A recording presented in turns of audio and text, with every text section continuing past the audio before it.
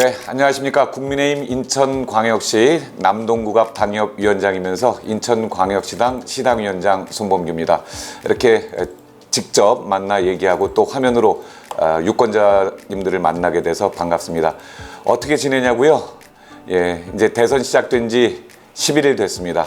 매일매일 새벽부터 밤까지 열심히 저희 김문수 후보를 지지해 줄 것을 호소하면서 지내고 있습니다. 얼굴도 많이 탔고요. 예, 목도 벌써 쉬었다 나아졌다 쉬었다 나아졌다 그러고 있습니다. 예. 시작할 때는 20% 이상 지고 시작했다고 생각하고요. 지금은 글쎄 제 생각이 맞을 거라고 생각하는데 이제 한 자리 숫자 안으로 들어왔다고 생각합니다. 그래서 남은 11일 동안 더 열심히 하고 민심을 사로잡을 수 있는 그런 정직하고 솔직한 김문수 후보의 모습 지금까지 보여왔던 것처럼 그렇게 보여주시고 대통령 임기 3년으로 줄이겠다는 그런 공약 좋지 않습니까? 대통령께서 헌신하겠다는 건데 후보께서 그런 자세가 나와야 되고요. 또 노력, 공약이 있어야 되고 또 흔히 말하는 이준석 후보와의 단일화, 예, 그게 성사가 된다면 이길 수 있다고, 역전승할 수 있다고 생각합니다.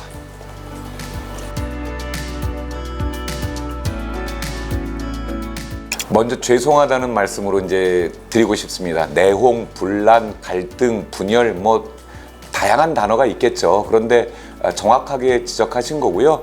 그런 부분이 저희 당이 시작할 때부터 많이 뒤졌고 국민들께 실망을 드린 점이라고 생각합니다. 그런 점들을 김문수 후보가 잘 봉합하고 있다고 저는 보고 있고요. 김문수 후보께서 워낙 적극적인 자세로 낮은 자리부터 시작해서 그렇게 하고 계시기 때문에 그런 부분들이 일정 부분, 예, 나경원 의원이라든지 안철수 의원은 적극적으로 협력하고 있지 않습니까? 사실 그러기 쉽지 않은데 저는 그 두 분도 높게 평가하고 좀 바람이 더 있다면 안 오시겠다고 벌써 여러 번 얘기했습니다만 홍준표 후보나 아니면 또 한동훈 후보가 어제부터 선거운동에 동참을 했지 않습니까? 그런데 당과 함께 김문수 후보와 함께 선거운동에 적극 동참한다면 더 많은 가파른, 예, 급격한 상승세를 보일 거라고 생각합니다. 야단 많이 맞았죠. 예, 국민의힘 도대체 왜 이러냐, 좀 잘해라, 정신 못 차렸냐, 뭐 이런 얘기 말씀 많이 들었고요.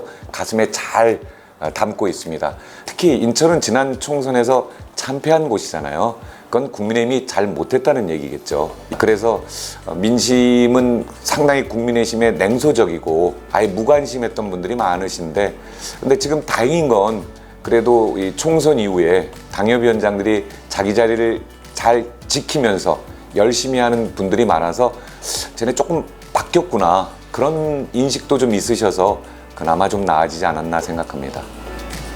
원칙을 지키는 사람, 국민 편에서 끝까지 싸울 사람, 그게 김문수 후보입니다. 김문수 후보는 다릅니다. 김문수는 말이 아닌 행동으로 증명한 사람입니다. 정치적 유불리를 따지지 않고 늘 국민 편에 섰던 사람입니다. 와서 너희 잘해라 이렇게 하시는 분은 애정이 있으신 분이죠. 애정이 있는 질책이셔서 참 고마운 분들이고요. 지금 상황은 그전보다 훨씬 이제 뭐 질책보다는 격려가 많아지셨어요. 아직도 기자들께서 느끼시는 것처럼 대부분의 분들은 무관심하셔요. 어쨌든 지금은 이제 질책보다는 격려, 응원, 잘해라. 그전까지가 이제 아까 말씀드린 것처럼 니네 왜 이러냐, 너네 정신 차려라, 잘못하고 있다, 이런 말씀이 많았다면 지금은 이제 잘해라, 힘내라, 이런 얘기가 많아졌습니다. 이건 제가 착각하거나 그러는 게 아니라 저희 현실이에요. 뭐 그런다고 해서 지금 저희가 뭐 이기고 있는 것도 아니고 아직도 많이 지고 있는데, 그런데 심정적으로 또 실제로 이제 비난이나 질책보다는 응원하시는 분들이 좀 많이 늘었다라고 제가 느낍니다. 너무 좋죠. 선거운동하기가 편합니다. 당 대 당이 아니라 후보 대 후보로 했을 때 저희 당 후보 정말 흠이 별로 없잖아요. 평생 청렴하고 결백하고 당당하고 소신 있고 진실성 있고 그런 분이시잖아요.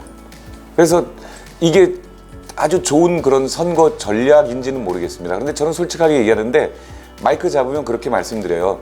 주변에 있는 청소년들, 어린이들 보십시오. 저 어린이들에게 필요한 또 우리가 살아갈 대한민국을 이끌 후보로 누가 맞다고 보십니까? 그렇게 질문을 드리거든요. 그럼 아마 국민의힘을 싫어하시더라도 후보와 후보를 비교해 봤을 때는 김문수 후보가 낫지 않느냐.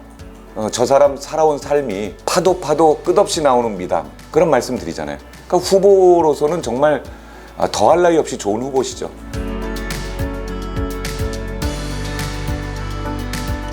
인생에 두 번 겪기 어려운 계엄이라는 게 있었고 윤석열 대통령께서 왜 그런 판단을 하셨는지 심정적으로는 이해가 갑니다. 그러나 우리가 내가 괴롭고 힘들다고 해서 어렵다고 해서 하면 안 되는 계엄을 했고 저를 포함해서 많은 저희 국민의힘 당협위원장이나 책임 있는 분들이 사과를 드렸고 그런데 탄핵은 반대했습니다. 왜? 그동안 그런 대통령의 괴로움이 본인 스스로 나온 건 아니거든요.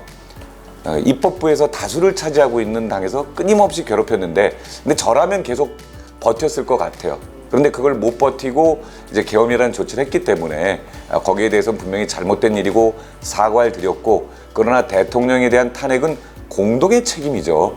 30번이 넘는 그런 탄핵을 했던 거대 야당의 폭주거든요. 그래서 계몽령이라든지 이런 단어도 나왔던 건데 국민의힘이 잘못했기 때문에 그래서 지지율이 바닥으로 내려갔던 거였고 국민들께서는 어찌됐든 계엄이라는 건 잘못된 거 아니냐 이 인식 저도 공감합니다. 저도 도대체 이게 무슨 일이야 라고 했었으니까 그런 부분에서 이제 국민의힘이 어렵게 다시 시작을 한 거고 철저한 반성, 사과 그런 게 있어야만 국민들께 저는 인정받을 수 있다고 생각하는데 국민의힘에서는 공식적으로 그리고 각자가 할 수 있는 방법으로 계엄에 대한 사과를 드렸지 않습니까? 막지 못했던 저희의 책임입니다. 사실은 김문수 장관도 몰랐잖아요. 그래서 지금 후보로서 김문수 후보도 계엄에 대한 사과를 하셨고 그렇기 때문에 지금부터 저희는 이제 그런 당위성을 찾아야죠. 예.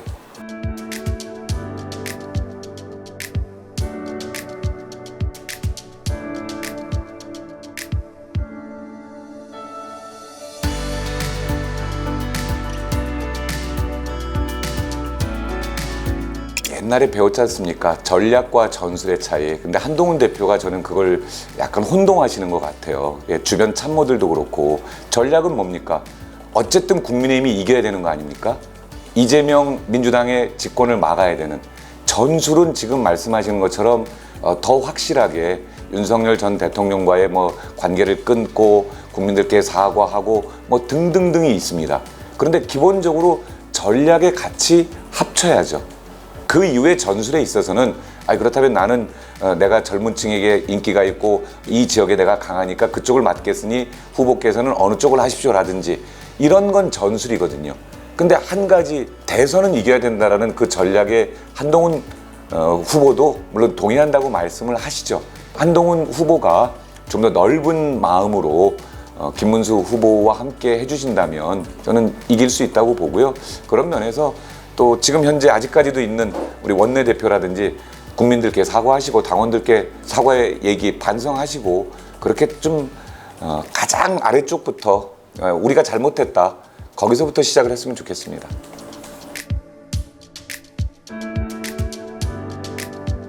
저는 현장의 분위기를 보면서 이제 유세를 하는데 거기서 보면서 이렇게 손짓을 하시거나 그런 분들께는 저희 잘못했습니다. 그러나 내란당은 아닙니다라고 말씀을 드리죠. 예, 계엄을 했던 당이죠. 그 계엄의 목적이 내란이었을까요? 국어학 박사 국어학을 전공했던 사람이기 때문에 단어의 그런 의미들에 대해서 일반적인 상식적인 그런 의미들을 생각하는데 계엄을 했던 당과 내란당은 다른 거고요. 계엄을 해도 그게 대통령과 일부에서 한 거 아닙니까?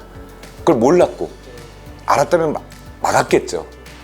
막기 어려웠을 수 있겠지만 예.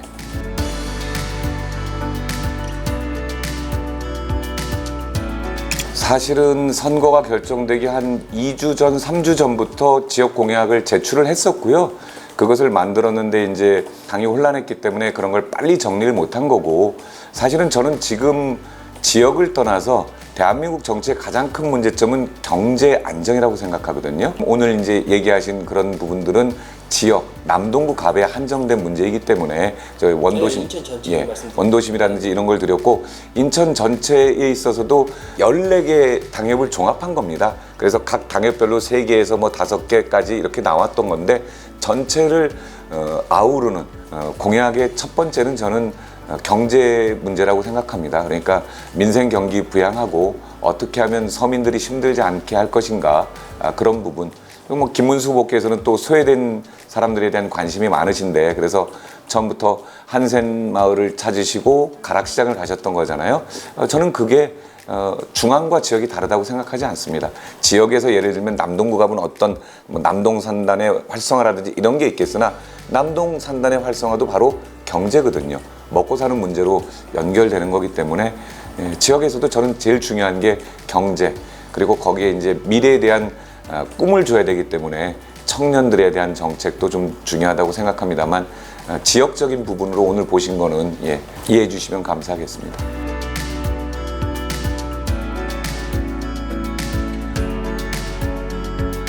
민주당에서도 이제 조심하고 있습니다만은, 이제 120원 커피라든지 호텔 경제학이라든지, 지난 총선 때는 저희가 뭐 대파 뭐 여러 가지 그런 실언 때문에 참패하지 않았습니까? 이제 그런 것들이 또 하나의 변수가 될 거고요. 국민 민심과 거스리는, 실례로 이재명 후보는 인천에 오는 걸 포기했잖아요. 경호 문제 때문에. 그런 부분들 굉장히 거부감이 있거든요. 대한민국이 총기 소지가 허용된 나라도 아닌데 방탄유리 이런 얘기 국민 정서하고 맞지 않거든요.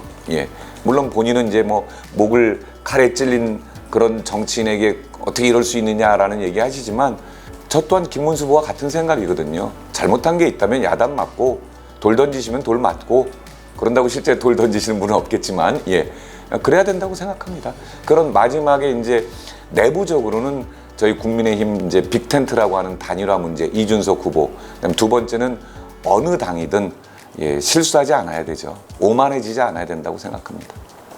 그래서 저희는 이제 오늘 아침부터 1대1 소통 선거 유세라고 이제 제가 아침 출근길 인사 끝나고 사무원들과 말씀드렸거든요. 그게 뭐냐면, 오늘 보니까 이렇게 지나가시는 사거리에서 차가 밀릴 때라든지 신호 바뀔 때 차 안을 쳐다보면서 한 분 한 분, 버스에서도 눈을 맞추면서 손을 흔들어 드리면 되게 좋아하세요. 그렇게 다가가야겠다 생각했습니다. 뭐 찾아가는 그런 선거 유세라고 할까요? 오늘도 저는 오전 10시와 오후 2시에 남동구 노인인력센터에서 어르신들 역량교육이 오전에 250여 명, 오후에 250명이 있었거든요. 가서 한 분 한 분 다 손 잡았어요. 그렇게 계속 남은 기간 할 겁니다.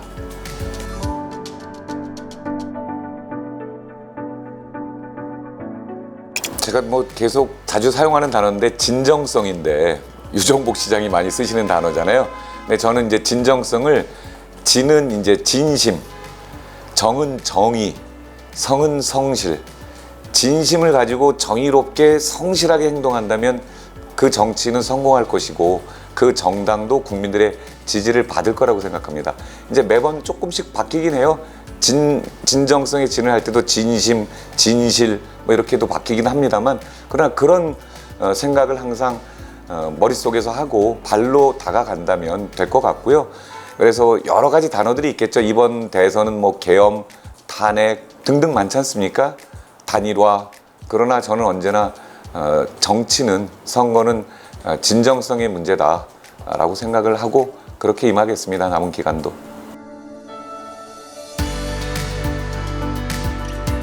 네, 시민 여러분, 참 힘드시죠? 경제도 어렵고 국정 상황도 혼란스럽습니다. 그런 가운데 2년이나 빨리 치러지는 이번 대선, 정말 어떤 후보를 선택하느냐가 대한민국 앞으로의 발전 그리고 나아갈 길에 있어서 중요하다고 생각합니다. 국민의힘 함께 앞으로라는 대선 캐치프레이즈를 선택을 했고요. 김문수 후보 정정당당 대한민국을 새롭게, 그런 구호에 맞게 잘할 수 있는 후보라고 믿습니다. 인천 남동구 지역이지만 또 인천시당위원장으로서 인천에서 그런 후보와 함께 발 맞춰서 정정당당하게 여러분에게 다가가도록 하겠습니다. 잘못한 거 많습니다. 저희 사과도 많이 드렸고요. 깊이 반성하고 있습니다. 앞으로 절대 그런 일 다시 발생하지 않도록 저와 제 주변 그리고 같이 국민의힘에서 혁신되고 노력할 수 있도록 하겠습니다. 많이 응원해주고 격려해 주시면 감사하겠습니다. 고맙습니다.